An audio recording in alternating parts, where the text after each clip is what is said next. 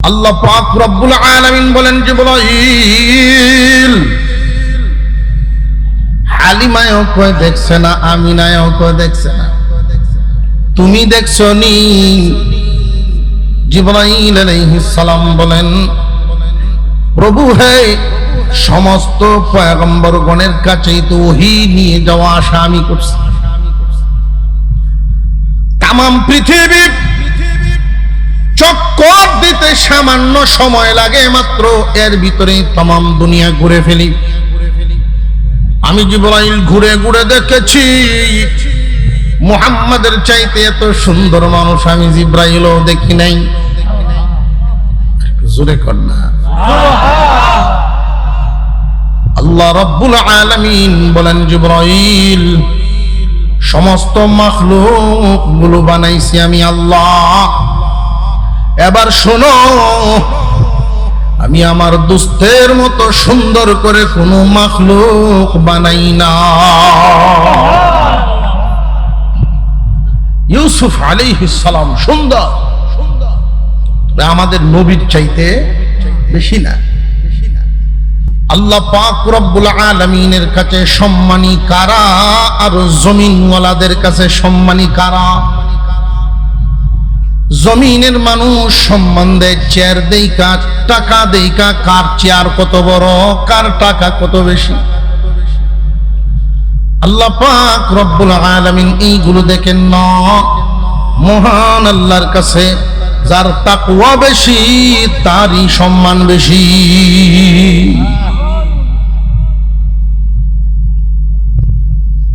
ইউসুফ আলাইহিস সালামের আব্বাও পয়গম্বর, ওনার দাদাও পয়গম্বর, ওনার বাবার বাবাও পয়গম্বর, ওনার বাবার দাদাও পয়গম্বর। ইউসুফ আলাইহিস সালামকে বেশি আদর করতেন একজন পয়গম্বর হইয়া কেমনে? প্রশ্ন জাগেনি না জাগে না? বাবায় সন্তানদেরকে সমান আদর করবেন, এটা হইল ইনসাফ, এটা আমরার বিচার। কিন্তু একটা কথা মনে রাখবেন, দুনিয়ার সম্পদ বন্টন করা যায় সমানভাবে, আদর সমানভাবে বন্টন করা যায় না। আদর আসে অন্তর থেকে। সম্পদ বন্টন সমানভাবে করতে পারবেন, কিন্তু আদর সমানভাবে বন্টন করতে পারবেন না। আপনার হাতে চকলেট দুইটা, দুই সন্তানকে দিবেন যে আমাকে যতই চাপ দেওয়া হোক আমি দুই রকম করব না, আমি সমানভাবে দিব। এই যে সমান যে দিলেন, এটা কি আদর না চকলেট? কি দিছেন? দুইজনের তো চকলেট দিছেন, এটা দুনিয়ার মাল। জায়গা দিলেন সমানভাবে, এটা দুনিয়ার মাল। আদর তো এমন একটা বস্তু যেটা চোখে দেখা যায় না। একই বাবার দুই সন্তান, এর মধ্যে একটা সন্তানের স্বভাব চরিত্র হইল এমন, বাপ যখন বাহির থেকে আসে গেইটেই গিয়ে ব্যাগটা হাত থেকে নেয়। বাপ যখন ঘরে আইসা ঢুকে হাত মুখ ধোয়ার জন্য পানিটা তুলে দেয়। হাত মুখ ধোয়ার পরে যখন মুছতে যাইব গামছাটা নিয়ে দরজায় দাঁড়ায় থাকে। বাবা যখন বিছানার থেকে নামে জুতাগুলো বাউ করে দেয়। বাপ যখন ঘুমাইতে যায় হাত পায়ে তেল মালিশ করিয়া হাত পাও টিপে ঘুম পাড়ায় দেয়। সম্পদ বন্টনের ক্ষেত্রে সমান করা যায়, তো আদর যে সমান করা যায় না এটা বুঝাইতেছে।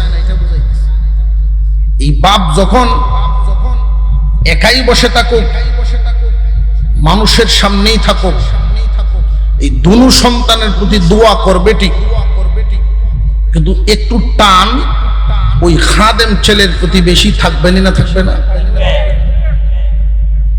ওই যে খাদেম ছেলের প্রতি, গুণী ছেলের প্রতি বাপের টান, মোহাব্বত মন থেকে আসে।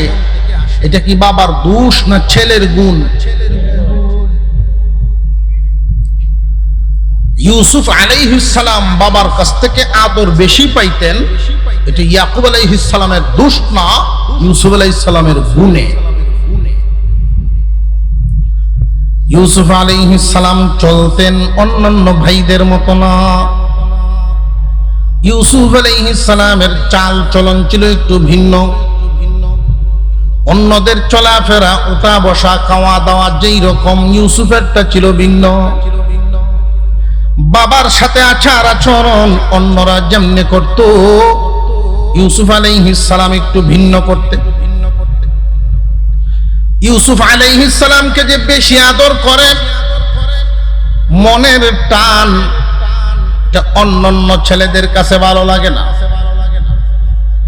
ইয়াকুব আলাইহিস সালাম ইউসুফকে সাথে নিয়ে ঘুমাইতেন, এক দস্তরখানে খাইতেন, নিজের হাতে গোসল করায়া দিতেন। প্রশ্ন করতে পারেন যে এগুলো কেন? এইগুলো করার কারণ হলো ইউসুফ পয়গম্বরের বয়স যখন 4 বছর ছিল, তখনই উনার আম্মা দুনিয়া থেকে বিদায় হয়ে গেছেন। যেই সন্তানের মা থাকে না, ওই সন্তানের প্রতি বাবার টান একটু বাড়াটাই তো স্বাভাবিক। বাজারে গেলেও চিন্তা হয়, কোন জায়গায় গেলেও চিন্তা হয়, না জানি আমার ভূত কি করে। মুসলমান ইমানদার ভাইয়েরা আমার, যেই দিন থেকে ইউসুফ আলাইহিস সালামের আম্মা ইন্তেকাল করেছেন, তখন থেকেই ইয়াকুব আলাইহিস সালাম ইউসুফের প্রতি আদরের মাত্রা বাড়ায়া দিলেন, আদর বেশি করেন, যাতে মার কথা বলতে পারে, কান্নাকাটি না করে। ইয়াকুব আলাইহিস সালামের সাথে নিয়েই ঘুমাইতেন, সাথে নিয়েই খাইতেন, নিজ হাতে গোসল করায়া দিতেন। অর্থাৎ মা এবং বাবা দুজনের আদর একাই করতেন। আর এই দৃশ্যটা অন্যান্য ভাইদের কাছে ভালো লাগে না। প্রতিহিংসার জন্ম নেওয়া শুরু হয়েছে, আব্বা তারে বেশি আদর করে। হঠাৎ একদিন ইউসুফ আলাইহিস সালাম দেখতে দেখতে দেখতে দেখতে মোটামুটি বড় হইতে লাগলেন। কোন বর্ণনা ইউসুফ আলাইহিস সালামের বয়স হয়ে গেল তখন 13 বছর। কয় বছর? দেখতে দেখতে 13 বছরের মানুষে পরিণত হয়েছে। হঠাৎ একদিন ঘুম থেকে উঠাই উনি বলতেছিলেন, মহান আল্লাহ ওই ঘটনা আমাদেরকে শুনাইতেছেন। ইয ক্বালা ইউসুফু লিআবিহি ইয়া আবাতি ইন্নী রাআইতু আহাদা আশারা কাওকাবান ওয়াশ-শামসা ওয়াল কমার والشمس والقمر رأيتهم لي ساجدين ওয়াব্বা, আমি স্বপ্নে দেখেছি আসমানের 11টা তারা। ও আব্বা, আমি স্বপ্নে দেখলাম আসমানের 11টা তারকা, চাঁদ এবং সূর্য। আমি ইউসুফকে তারা সেজদা দেয়।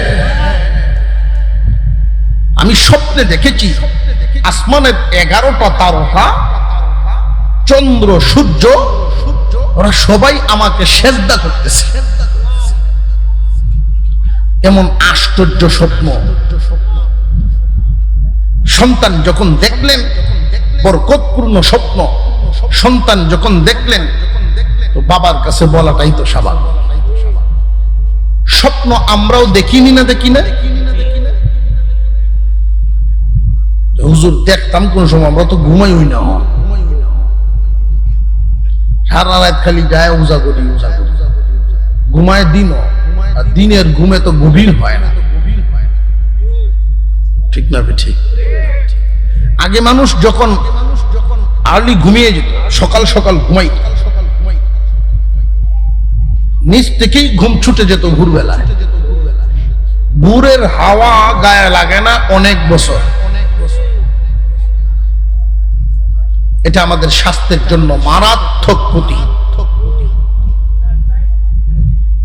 আমরাও স্বপ্নে দেখি, আমাদের স্বপ্নটা 3 ভাগে বিভক্ত। একটা স্বপ্নের নাম জেহনি, শয়তানি, আরেকটা স্বপ্নের নাম রাহমানি। প্রত্যেক মুমিনকে আল্লাহ কিছু স্বপ্ন দেখান তার ভবিষ্যতের কর্মপদ্ধতির ইঙ্গিত হিসেবে। সব মুমিন এটা বুঝার যোগ্যতা রাখে না। আবার কিছু স্বপ্ন শয়তানে দেখায়,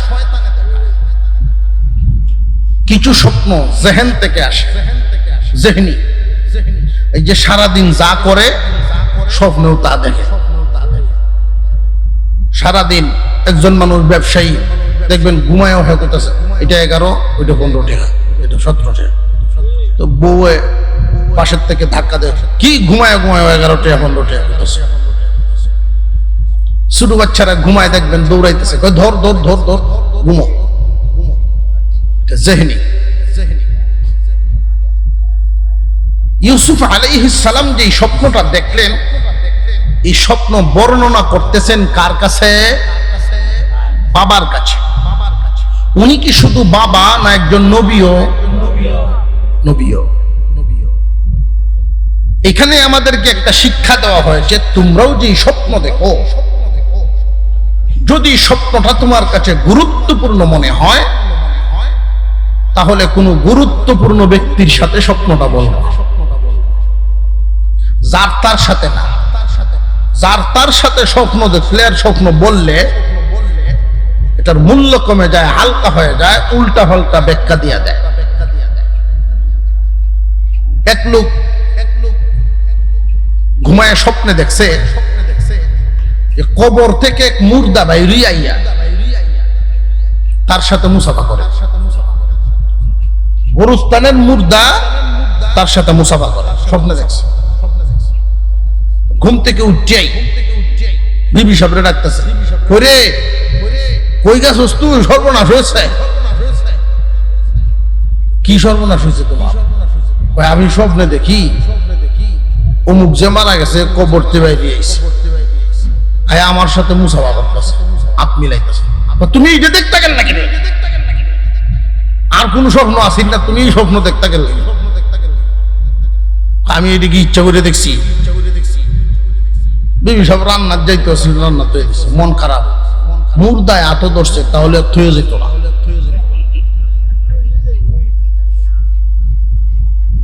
তারও মন খুব খারাপ, ঘর থেকে বাইরেছে, পাশে এক দোকান আছে, এখানে চায়ের দোকানটা বসে। তা আমরা যত চার দোকান, সংসদ ভবন না, প্রত্যেকটা চায়ের দোকান ছোটখাটো সংসদ ভবন, এখানে সব ধরনের আলোচনা হইতেছে।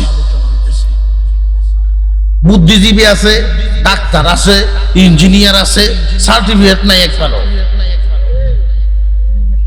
হুজুর এখন ঠিক না? ঠিক চলতেছে।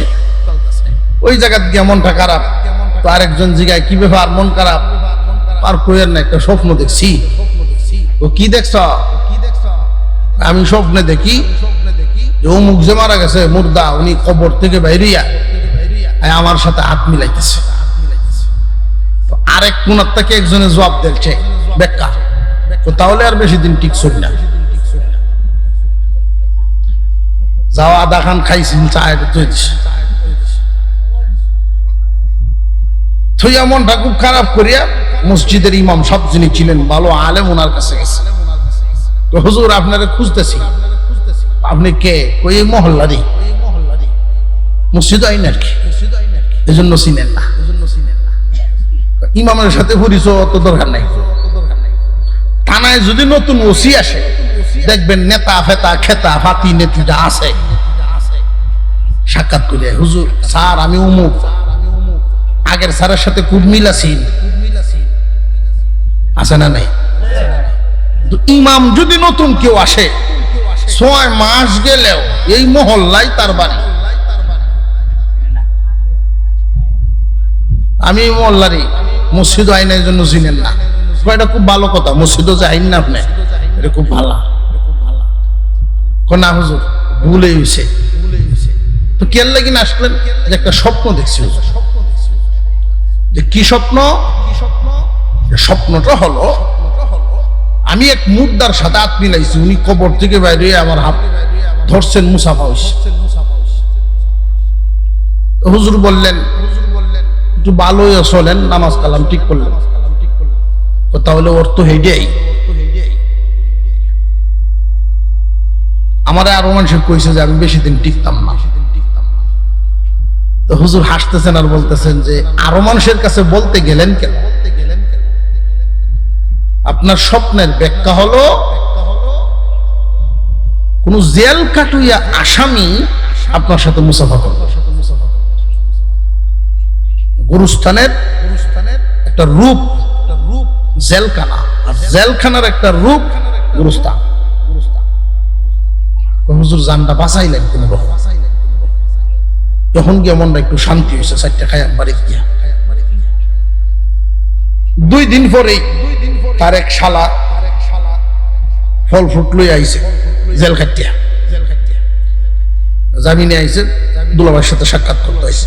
কারণ বর্তমান সময়ে এমন একটা হালত চলতেছে, যদি কেউ জেলও যাইতে পারে হ্যাঁ নেতা, জেল খাটলেই নেতা। মানুষের সাথে এই গল্পগুলো করে 15 দিন জেলও আসলাম, এটা একটা বাহাদুরি বোঝা যাইতেছে না, ক্রেডিট নেই। দুলাভাই আইসি 4-5 দিন আসলাম, আটকায় রাখছি না, আইসি। আইসোস তো ঠিকই, আমারও তো ফেরেশন বানায় আইসোস। স্বপ্ন যার তার সাথে বলতে যাবেন না। আমরা ঘুম থেকে উঠি হাওড়ো বইয়া বলা শুরু করে দিই, আলবাওয়াত গিয়ে বলা শুরু করে দিই। স্বপ্ন দেখবেন যেটাকে আপনি গুরুত্বপূর্ণ মনে করবেন যে এই স্বপ্নটার হয়তো কোনো একটা ব্যাখ্যা হতে পারে, তাহলে গুরুত্বপূর্ণ ব্যক্তির কাছে গিয়ে স্বপ্নটা বলবেন। মনে থাকবো তো ইনশাল্লাহ। ইউসুফ আলাইহিস সালাম স্বপ্নটা বলতেছেন, উনি স্বপ্ন দেখছেন আসমানের 11টা তারকা, চাঁদ এবং সূর্য উনাকে সেজদা করতেছে। স্বপ্নটা কি দুর্বল না সবল? স্বপ্নটা এমনি ভাসিয়ে দেওয়ার মতো না গুরুত্বপূর্ণ? উনি বলতেছেন উনার আব্বাকে। উনি কি শুধু আব্বাই না নবীও? ইয়াকুব আলাইহিস সালাম সন্তানের মুখ থেকে স্বপ্ন শুনলেন, শুনে টান দিয়া বুকের সাথে জড়ায়া ছেলেকে আদর, কপালে চুমা দিলেন, আদর করে দিলেন। আদর করিয়া তিনি বলতেছেন, ক্বালা ইয়া বুনাইয়া, হে আমার কলিজার টুকরা সন্তান, লা তাকসুস রুইয়াক, বর্ণনা করবা না তোমার এই স্বপ্নটা। এই স্বপ্ন তুমি বলবা না আলা ইখওয়াতিক, বিশেষ করে তোমার ভাইদের কাছে। তোমার ভাইদের কারোর কাছে এই স্বপ্ন কিন্তু তুমি বলবা না। কেন জানোনি? ফায়াকিদু লাকা কাইদা, এই মুবারক স্বপ্ন যদি তারা শুনে যে এটা তুমি দেখছো, এই মুবারক স্বপ্ন তুমি দেখেছো, তারা যদি শুনতে পারে তাহলে প্রতিহিংসার জ্বালায় আরো জ্বলবে, ভিতরে ভিতরে আরো জ্বলবে। জ্বলেই তারা ক্ষান্ত থাকবে না। ফায়াকিদু লাকা কাইদা, তোমার বিরুদ্ধে চক্রান্তের জাল বুনাইব। আপন ভাইদের ব্যাপারে আল্লাহ পাক এই আয়াতগুলো নাজিল করে শুধু ঘটনা শোনানোর উদ্দেশ্য রাখেন নাই, এখান থেকে আমাদের শিক্ষা হাসিল করাটাও রেখেছেন। ছোট ভাই এত মুবারক স্বপ্ন দেখেছেন, তারা শুনলে প্রতিহিংসার আগুনে জ্বলবে, চক্রান্তের জাল বুনবে। কেন? তারা না ভাই? সমাজের মধ্যে দেখবেন এক ভাইয়ের উন্নতি হইলে আরেক ভাইয়ের ভিতরে ভিতরে কুজলে, এমন পরিবারও আছে না নাই? নিজ বংশের ভিতরে, নিজ গোষ্ঠীর ভিতরে, নিজ গ্রামের ভিতরে, নিজ দলের ভিতরে একে অপরের সাথে যত প্রতিহিংসা, দূরের কোনো মানুষের সাথে এত প্রতিহিংসা হয় না। নিজের ভিতরে যে গ্রুপ আর দলাদলি, নিজ ভাইয়ের সাথে যে ধাক্কাধাক্কি ঠেলাঠেলি শুরু হয়, কথাগুলো খুব মনোযোগ দিয়ে শুনবেন। আল্লাহ পাক ইউসুফ আলাইহিস সালাম আর ইয়াকুব আলাইহিস সালাম দিয়ে আমাদেরকে বুঝাইছেন যে নিজেদের ভিতরে যে গন্ডগোল শুরু হয়, এটা শুধু তারা নয়, তোমরার ভিতরেও আছে। আর এটা কেন হয় আল্লাহ সেটাও উল্লেখ করে দিয়েছেন। ইন্নাশ শাইতানা লিল ইনসানি আদুউম মুবিন, নিশ্চয়ই শয়তান মানুষের প্রকাশ্য শত্রু। কোন একটা পরিবারে যদি 5টা ভাই থাকে, সমাজের মধ্যে এই 5 ভাইওয়ালা পরিবারের একটা গুরুত্ব থাকবে যদি এদের ভিতরে মিল থাকে। এরা 5টা ভাই, ইচ্ছা করলেই এদের বিরুদ্ধে কিছু করা যাবে না। সামাজিক একটা ভালো অবস্থান থাকবে, কিন্তু শয়তান এটা চায় না। 5 ভাইয়ের ভিতরে গন্ডগোল লাগায়া এদের ভিতরে দূরত্ব তৈরি করবে, যেন সমাজে এরা প্রতিষ্ঠিত হইতে না পারে। দুনিয়ার প্রতিষ্ঠাও চায় না শয়তানে, মানুষের আখিরাতের প্রতিষ্ঠাও চায় না। পরকালীন ভাবে মানুষ উন্নতি লাভ করুক, এটাও যেমন চায় না। দুনিয়াবি লাইনে মানুষ প্রতিষ্ঠিত হোক, শয়তান এটাও চায় না। আল্লাহ উল্লেখ করে দিলেন নিজেদের ভিতরে গন্ডগোল এটা শয়তানে বাজায়। দেখবেন ভাইয়ে ভাইয়ে সামান্য জিনিস নিয়ে গন্ডগোল শুরু করে, সামান্য জিনিস নিয়ে গ্যাঞ্জাম শুরু করে। একটা পরিবারের একটা তথ্য আমি পাইছিলাম ছাত্র জীবনে। সামান্য 2 শতক জায়গা নিয়ে 2 ভাইয়ের মধ্যে মামলা হয়েছে 18 বছর। আর এই মামলা বাইতে গিয়া 10 কের করে ক্ষেত নাই, জায়গা 2 শতক, মামলা বাইছে 18 বছর। এই 18 বছর মামলা বাইতে গিয়া এক ভাই আর এক ভাইরে সুজা করব। বর্তমান সমাজের মধ্যে এরকম শয়তানি লাগাইছে। তো শয়তান আবার 2 ধরনের, এক দল হইল জিন শয়তান, আর একটা হইল মানুষ শয়তান। মানুষ শয়তান চিনানি 2-1টা চিনাইতাম, আপনার অসুবিধা হইতেছে। আমি আগেই বলছি এই সূরা, এই ঘটনা শুরু করতে পারবো, শেষ করা সম্ভব না। আপনারা এটা ভাববেন না যে হুজুর কিছু যদি আগাইতেন তাহলে তো মোটামুটি শেষ পর্যায়ে যাওয়ান গেল, বুঝলেন, শেষ হইতো না। শেষ যেহেতু হবে না, এই আয়াত থেকে কিছু শিক্ষা হাসিল করে ফেলি। আয়াতের শিক্ষাটা হলো ইউসুফ আলাইহিস সালামকে তার আব্বা বলতেছেন, তোমার এই স্বপ্নটা ভাইদের কাছে কইবা না, যে তারা আপন ভাই হইয়া তোমার বিরুদ্ধে চক্রান্তের জাল বুনবে। আপন লোকেরা চক্রান্ত কেন করে? যে শয়তান তোমাদের প্রকাশ্য শত্রু, তারা করে না, শয়তানে করায়। ভাই ভাইয়ের শত্রু হতে চায় না, কিন্তু শয়তানে শত্রু বানায়। শয়তান কি এক ধরনের না 2 ধরনের? মানুষ শয়তানও আছে, জিন শয়তানও আছে। বাবার রেখে যাওয়া সম্পদ নিয়ে যখন বন্টন শুরু হয়, বাবার রেখে যাওয়া বাড়িটা যখন বন্টন করে, সোজা ফিতা নেওয়া যাইতেছে না, একটু তেরা করা লাগে, বাঁকা করা লাগে। বন্টন করতে গিয়ে সার্বিয়ার আনা হলো যে জমিন মাইপে দেন, আপনারা তারে কি করেন? সার্বিয়ার বেশ কয়েকদিন আসছে, যারা জমিন মাপি করে, লোকাল যারা আছে ওরাও আবার একটা খেল খুব বালা বুঝে, মাফাত গিয়া দেখে কোন ভাটিটা শক্তিশালী বেশি। দুর্বলের পক্ষে থাকতে চায়। এই এক ফিতা ঠিক করতে 10 দিন মাপানো লাগছে তার, আনলে তো ওটার পয়সা দেওয়া লাগে।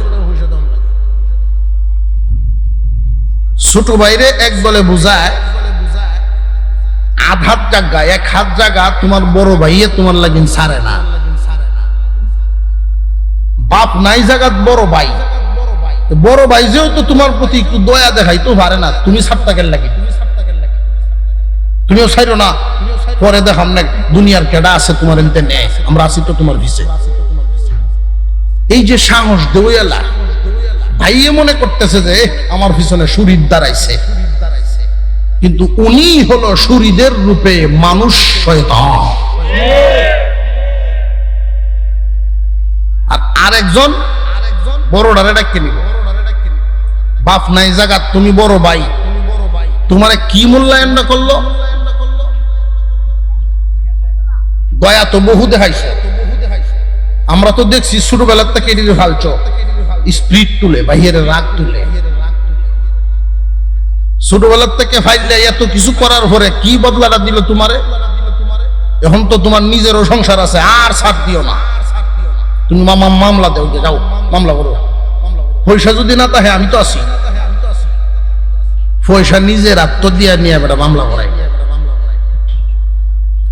এই জাতীয় উপকার নিজেদের ভিতরে দূরত্ব তৈরি করার পরামর্শ যারা দিব, বুঝবেন দেখতে আপনার মানুষের মতো দেখা যায়, কিন্তু এ মানুষ শয়তান। এমন কিছু মানুষরূপী শয়তান সমাজে বহুত আছে। কার বাড়িতে কেডা আইলো, কার বাড়িতে কে গেল, কে কেমনে হাঁটে, এইগুলো যারা থাকবো বুঝবেন আর কেউ না। একবার মান্নত করিয়া বইছে, আমার মনের এই আশা যদি পুরনো, শয়তান ফিরবে মিষ্টি খাওয়াইয়া, শয়তানরে মিষ্টি খাওয়াই মান্নত করিয়া গেছে, তার মনের আশা পূরণ হয়ে গেছে। মানুষকে আল্লাহ ছেলে দিবেন নাকি মেয়ে দিবেন এটা জানেন একমাত্র কে? এটা আপনি মান্নত করলেও যা হইব, না করলেও তাই হইব। ওটা মান্নত করছে যদি আমার বিবি সাহেবের সিজন না লাগে, নরমাল হয়ে যায়, তাহলে এই মান্নত করছে। মানুষের তো সিজারও লাগতেছে, নরমালও তো হইতেছে, তো নরমাল তো স্বাভাবিক আপনার থেকেই হইছে, যে মান্নত করছেন শয়তানরে মিষ্টি খাওয়াইব। এখন মিষ্টি কিনে লয়ে লয়ে ঘুরে মানুষের জিগায় আপনারা গ্রামে শয়তান আছে, দূরটা গেলেন তো যার এই জিগায় শয়তান কি কেউ পাইছে? বাড়ার এই আশা তো আর পুরো হইতেছে। একজন মুরব্বী মানুষ তারা ডাকতেছে, এই মিয়া এত কিছু থাকতে জগত শয়তান রে মিষ্টি খাওয়াইবা, এই মান্নত মানতে গেলে যে মানুষে তো কত জায়গাতেই মানে, তারে তো আর কেউ বিস্তা খাওয়ায় না। আমি এই আশা কেমনে পূরণ করতাম? তাহলে গিয়া দেখো তোমরা গ্রামের ভিতরে এমন খাসলতের কিছু মানুষ আসেনি মানুষের পিছে লাগিয়ে থাকে, এর এই মিষ্টি খাওয়াই এলাও তোমার মান্যতা দেয় হয়ে যাবে। বুঝে আসতেছে? এই মানুষগুলোর চিনে রাখবেন যে ভাই ভাইয়ে শত্রু হয় না, শয়তানে হওয়ায়। ভাই ভাইয়ের সাথে প্রতিহিংসা করে না, শয়তানে করায়। নিজেদের ভিতরে দূরত্ব তৈরি হয় না, শয়তানে দূরত্ব তৈরি করে দেয়। ইয়াকুব আলাইহিস সালাম জানায় দিলেন, ইউসুফ তোমার এই স্বপ্নটা ভাইদের কাছে বলবা না, কেন জানোনি? শয়তান তাদের ভিতরে কুমন্ত্রণা দিবে, মিল মোহাব্বত নষ্ট করবে, তোমার বিরুদ্ধে তারা চক্রান্তের জাল বুনবে। খুব সাবধান। এক ভাইয়ের দূরত্ব আরেক ভাইয়ের সাথে হইয়া যায়। কেন হয়? একদল মানুষ পিছন থেকে লাগায় রাখে, এই জন্য হয়। ইউসুফ আলাইহিস সালাম ছোট মানুষ এবং ইয়াকুব আলাইহিস সালাম পয়গম্বর, এই সন্তানকে যখন এই পরামর্শ দিচ্ছেন, এক বর্ণনায় আসছে এই স্বপ্নটা বর্ণনা করার সময় এক ভাইয়ের বিবি কান পেতে শুনে ফেলছে, কান পেতে শুনে ফেলছে। ভাইয়েরা যখন কাজে চলে গেছে, ইউসুফ আলাইহিস সালামকে রেখে গেছে। তারা কাজ থেকে আসার পরে ভাইয়ের এক বিবি বলতেছেন, শোনো, ইউসুফ এক স্বপ্ন দেখছে, আব্বার কাছে বলছে। আর আব্বা কি বলছে শুনছেন? এই স্বপ্ন যেন তোমাদের কাছে না শোনায়।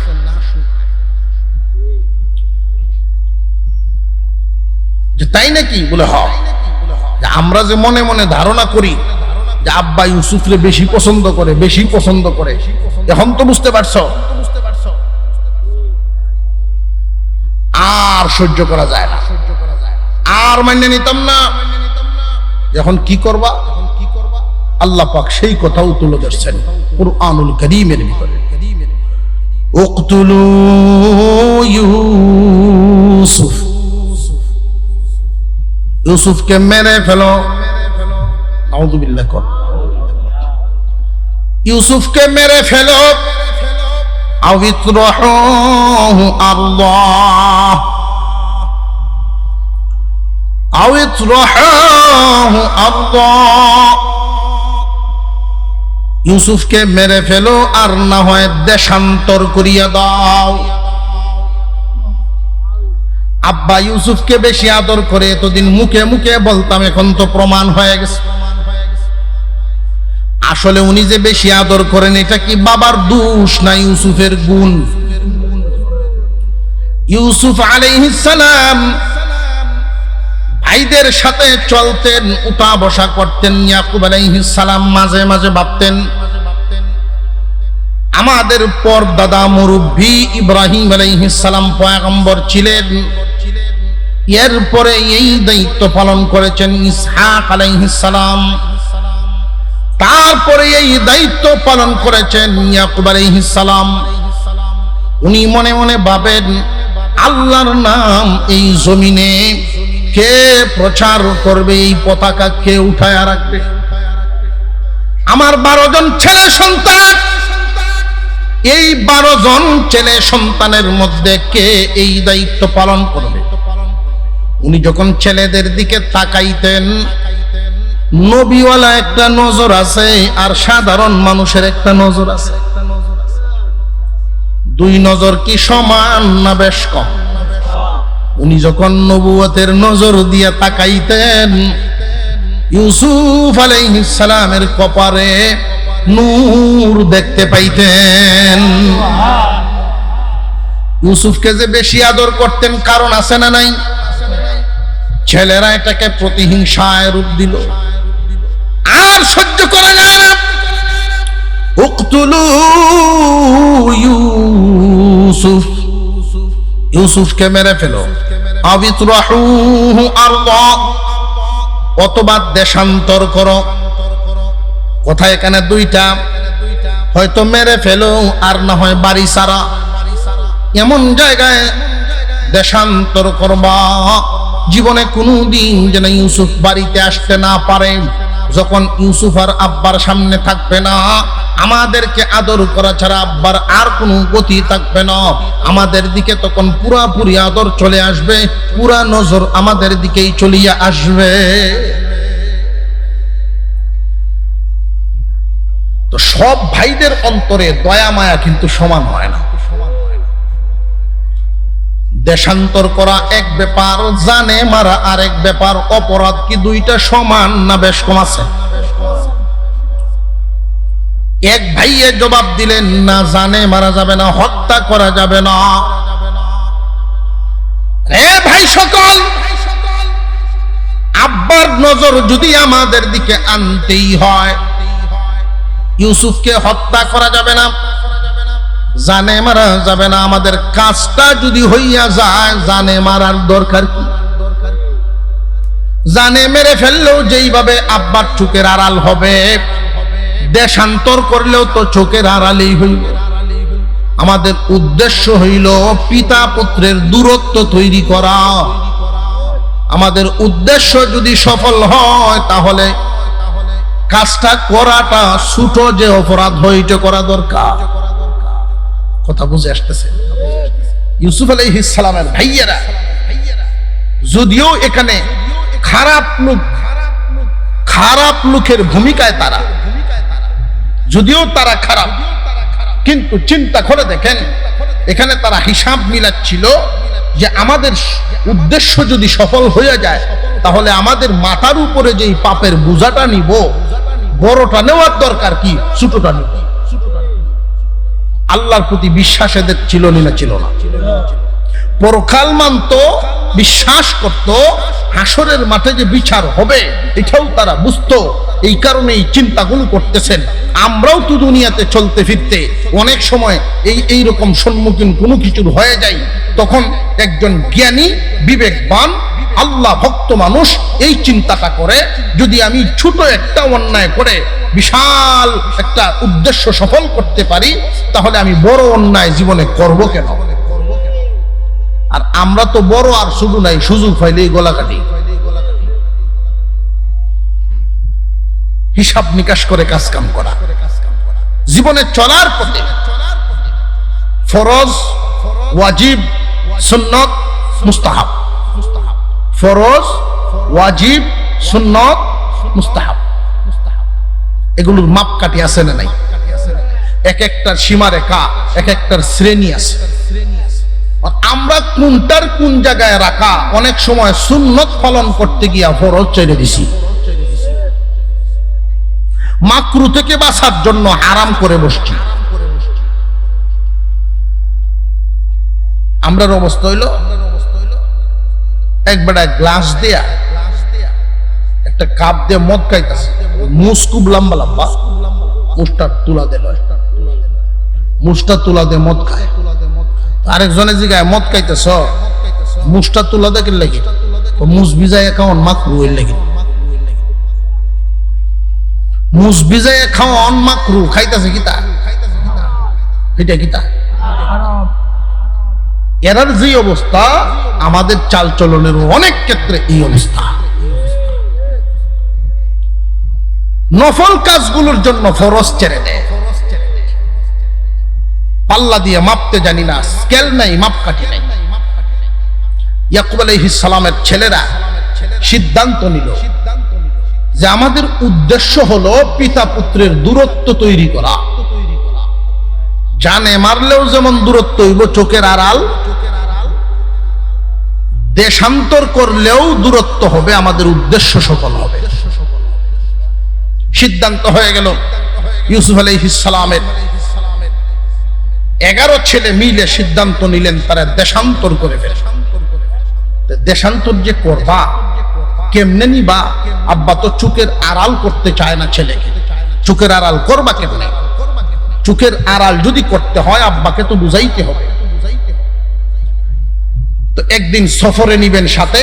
এই সফরে নেওয়ার কথা বলে যে আমরা যেখানে কাজ কাম করতে যাই ওই জায়গাটা অত্যন্ত মনোরম পরিবেশ, সুন্দর, ইউসুফের খুব ভালো লাগবে, আমাদের সাথে দিয়া দেন। আমার বড় ভয় হয়, ওইখানে অনেক বাঘ ভালুক থাকে, যদি আমার ইউসুফকে বাঘে খেয়ে ফেলে। তারা 11 ভাই মিলে আব্বার সাথে পরামর্শ করছে, ও কথা দিছে আমরা দেখে শূন্য রাখবো, আমাদের থইয়া ইউসুফকে বাঘে খেয়ে ফেলবে, আমরা থাকি না দেখে তো সমান কোথায়। শেষ পর্যন্ত বাবারে সম্মতি করাইলো, রাজি করাইলো, নিয়েই যাবে। পরের দিন বাবার কাছ থেকে ইউসুফ আলাইহিস সালামকে নিয়ে গেল। রাস্তাত গিয়া তার তো আগের থেকেই চিন্তা ভাবনা বাপ পুতের দূরত্ব তৈরি করা। এই চিন্তাটা সফল কিভাবে করা যায়, যে এমন একটা কুয়ার মধ্যে ফালতে হইব তারে, যেই কুয়াটা কোনো রাস্তার পাশে হবে। এক দেশের মানুষ আরেক দেশে চলে, এক দেশের কাফেলা আরেক দেশে যায়, এমন একটা জায়গা। তাহলে কি হবে? যেই দেশের মানুষ তারে উঠাইব সেই দেশের সাথে লইয়া যাইবে। জীবনে আর কোনদিন ইউসুফ বাড়িতে আসতে পারবে না। 10 ভাই মিলে নিয়া ইউসুফ আলাইহিস সালামকে প্রথমে খুব প্রহার করছে, নাউযুবিল্লাহ, প্রহার করছে, মারছে। অবশেষে কুয়ার মধ্যে যখন ফালায়, তার জামাটা খুলে রেখেছে। পরন থেকে যখন জামাটা খুলে ফেলে ইউসুফ আলাইহিস সালাম তখন খুব কষ্ট পাইছিলেন। কারণ নবীর পুত্র নবী, সম্মানীর পুত্র সম্মানী। সমাজে এমন মানুষও আছে দেখবেন আপনার সামনে খালি গায়ে আসবে না। কোন আলেম, মসজিদের ইমাম, এ সমস্ত সম্মানী মানুষ যারা মানুষের সামনে উদাম খালি গায়ে ঘুরবে না, একটা গামছা হইলেও থাকবে। আর এমন পাবলিকও আছে লেমটি মেরে বাজারও যায় না, আছে না? নাই, লেমটিতে বাজারও যাবে, বিরিয়ান তো সবাইকে সমান। ইউসুফ আলাইহিস সালাম যখন জামাটা খুলে ফেলছে, খালি গা হয়ে গেছে, হাত থেকে তারা ধরে ছেড়ে দিছে কুয়ার মধ্যে। তখন একটা চিৎকার মারছিলেন, আল্লাহ! ইউসুফ আলাইহিস সালামের এই চিৎকার, এর আগ পর্যন্ত অনেক প্রহার খাইলেন কিন্তু চিৎকার দেন নাই। যেই মাত্র ইউসুফ আলাইহিস সালাম চিৎকারটা দিলেন, মহান আল্লাহ পাক রব্বুল আলামিন বলেন, জিবরাইল, সম্মানীর পুত্র সম্মানী, সম্মানীর পুত্র সম্মানী, আমার ইউসুফকে কাপড় হারা করে তারা হাত থেকে ছেড়ে দিয়েছে। আমি আল্লাহর নাম উচ্চারণ করে আমাকে ডাক মারছে আমার ইউসুফ। জিবরাইল রে, যাও এই মুহূর্তে আমার ইউসুফকে গিয়ে সাহায্য করো, তার গায়ে যেন এক ফোঁটা পানিও ছুঁইবার না পারে। পানি লাগবার আগেই তাকে ধরে ফেলে। আল্লাহর উপরে ভরসা করে কোন মানুষ যখন চলেন, একমাত্র আল্লাহকেই বলছেন, আল্লাহকেই ডাক দিছেন। আল্লাহর প্রতি ভরসা করলে, মালিকের প্রতি ভরসা করলে আমাদেরকে আল্লাহ হেফাজত করতে পারবেন না? পারবেন না? আল্লাহর প্রতি ভরসা করছেন, জিবরাইল আমিন নিচ থেকে ধরে ফেলছেন। কুয়ার ভিতরে পড়ছেন ঠিক, কিন্তু আল্লাহ হেফাজত করছে। সিরিয়া থেকে একটা কাফেলা ব্যবসায়ী মাল নিয়ে তারা যায় মিশরে। ওইখানে গিয়া তাবু গাড়ছে, পানি উঠাইতে গেছে, গিয়া দেখে কুয়ার ভিতরটা পূর্ণিমার চাঁদের মতো আলোকিত হয়ে গেছে। কারণ ইউসুফ আলাইহিস সালাম ছিলেন খুব সুন্দর। 10 ভাই মিলিয়া রাতের বেলায় যখন বাবার কাছে ফিরে গেছে, 10 ভাই একসাথে মিলে গেছে আব্বার কাছে। ও আব্বাজান, ইউসুফ ছিল আপনার আদরের সন্তান। ইউসুফের ছোট আর একটা ভাই আছে বিনয়ামিন, সে তো কোনো দিকে যাওয়ার বা কাজ করার বয়সে পৌঁছে নাই। মোট হলো 12 ভাই। ইউসুফ আলাইহিস সালাম আর ওনার আপন একজন, এক মায়ের ঘরের আর একটা ছোট ভাই আছে। সৎ ভাই ছিলেন তারা 10 ভাই, সবাই বড় বড়। 10 ভাই বাবার কাছে গিয়া কান্নারত অবস্থায় উঠছেন, আব্বা গো, আপনার ইউসুফকে নিয়েছিলাম কিন্তু হেফাজত করতে পারি নাই। আমরা দৌড় প্রতিযোগিতায় গিয়েছিলাম, আমাদের সামানপত্র পাহারা দেওয়ার জন্য ইউসুফকে রাইকা গেছিলাম। আমরা যখন দৌড় শেষ করে তার কাজ পর্যন্ত আসি, এতক্ষণে ইউসুফকে বাগে খায়া লাইছে। ঘটনা কি এই রকম না পুরাপুরি মিথ্যা? জামাটা যে খুলছিল মনে আসেনি? ওই জামার মধ্যে মিথ্যা রক্ত মাখাইয়া আমার আনছে। মিথ্যা রক্ত মাখাইয়া ওই জামা নিয়ে যখন বাবার সামনে হাজির, আল্লাহ পাক রব্বুল আলামিন এই কথাটা সুন্দর করে উঠায়া বলেন, ওয়াজাউ আলা কমিসিহি বিদামিন কাযিব। মহান আল্লাহ বলেন, তারা বাবার কাছে আসছে, ওই জামার মধ্যে মিথ্যা রক্ত মাখা জামা নিয়ে আইসা বলে, আব্বা জান, এই দেখুন আপনার ইউসুফের গায়ের রক্ত মাখা জামা, সন্তান হারাবার কিছুটা ব্যথা যেন লাঘব হয়, এই জন্য জামাটা নিয়ে আইছি। মিথ্যা রক্ত মাখায়া নিয়ে আইসা বাবার কলিজার আগুন, মনের কষ্ট কি আসলে কমাইতে আনছে না আরো বাড়াইব? বাবারে বিশ্বাস করানোর জন্য এই চক্রান্ত করছে। জানিয়ে রাখবেন, যদিও আমরা মানুষরা মানুষ চিনি না, অন্যান্য প্রাণীরা ঠিকই মানুষ চিনে। আমরা যদিও আল্লাহ চিনি না, সমস্ত প্রাণীরাই মালিক চিনে। আমরা যদিও আল্লাহ আল্লাহ আল্লাহ আল্লাহ ডাকি না, কিন্তু সমস্ত প্রাণীরা আল্লাহর নামের তসবিহ পড়ে।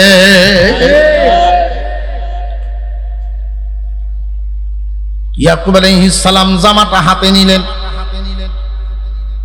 জামা হাতে নিয়ে এমন এক কথা বলছেন, যেই কথার দ্বারা তাদের চক্রান্তের গলা কাটা গেছে। তারা মিথ্যা রক্ত মাখায় আইনা বলছিল, আব্বা এই নিন, ইউসুফের জামাটা কোন রকম আনতে পারছি, ইউসুফ রে আনতে পারি নাই, এই নিন জামা। জামা হাতে নিয়ে উনি বললেন যে, কিরে বাবা হল, আমার পুত্রে যে খাইলো, জামাটা তো একটু ছিঁড়া নাই।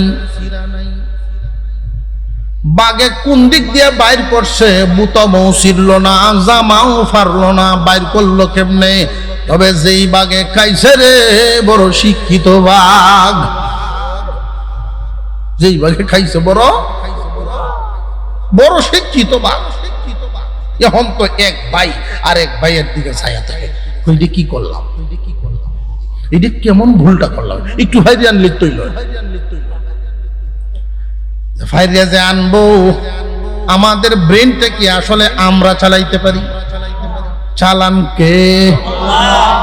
আল্লাহ যদি কাউরে ধ্বংস করতে চান, আল্লাহ যদি কাউরে ভুল পথে নিতে চান, দেখবেন স্লিপ কাটবো সামান্য একটু গুরান দিলি হয়। হাজার হাজার মানুষের সামনে এমন এক কথা কইব, এক কথায় সর্বনাশ গেছে না, এক কথায় সর্বনাশ। এক ভাই আর এক ভাইরে দেখে এটা কি কামনা করলাম, 10 জন উঠে এসে বসছে, যাই হইছে না হইছে, এই শিক্ষিত বাগে খাইলো কেমনে, বাইর করলো কেমনে? এই মামলার থেকে যদি আমরা কিছুটা রেহাই পাওয়া লাগে, তাহলে একটা উসিলা তো দাঁড় করে নিলাম।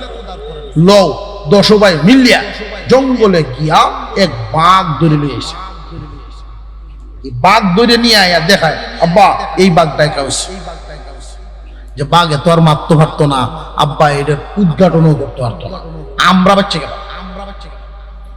ইয়াকুব আলাইহিস সালাম কি সাধারণ মানুষ না আল্লাহর নবী? তাফসিরে নূরুল কোরআনের মধ্যে উল্লেখ করা হয়, ইয়াকুব আলাইহিস সালাম কাছে গিয়া বাঘের মাথার উপরে হাত রাখছেন। উনি বলতেছেন, আমি তোমার কি ক্ষতি করেছি, তুমি নাকি আমার ইউসুফকে খেয়ে ফেলছো? এই বাঘ জিহ্বা বের করে আল্লাহর কাছে দরখাস্ত দে, আল্লাহ ও প্রভু, জবান খুলে দাও, তোমার নবীর সাথে কথা বলতাম। আল্লাহ পাক রব্বুল আলামিন বাঘের জবান খুলে দিছেন, মানুষের মতো কথা বলা শুরু করছে। ও গো আল্লাহর নবী, আমি আপনার ইউসুফকে খাইব দূরের কথা, জীবনে কোনদিন উনার চেহারাই দেখছি না। এখন কেমনে বাঁচবো? 10 ভাই তাদের বুঝা, অপরাধের বুঝা মাথায় নিয়ে বাবার সামনেই বসে আছে। ইয়াকুব আলাইহিস সালাম বলেন, এটা সব তোমাদের চক্রান্ত, আর বুঝার বাকি নেই, তোমরাই আমার ইউসুফকে কিছু করছো। তবে এই মুহূর্তে তোমাদের বিরুদ্ধে আমি বিচার কি দিব, কার কাছে দিব? বিচার দেওয়ার তো কোনো জায়গা, কারণ উনার শরীয়তে, ইয়াকুব আলাইহিস সালামের শরীয়তের জজ বিচারক তো উনি নিজে। উনি কার কাছে বিচার দিবেন? আর অন্যায় করছে এরপরেও নিজের ফুতাইন, তো কার আদালতে বিচার দিবেন?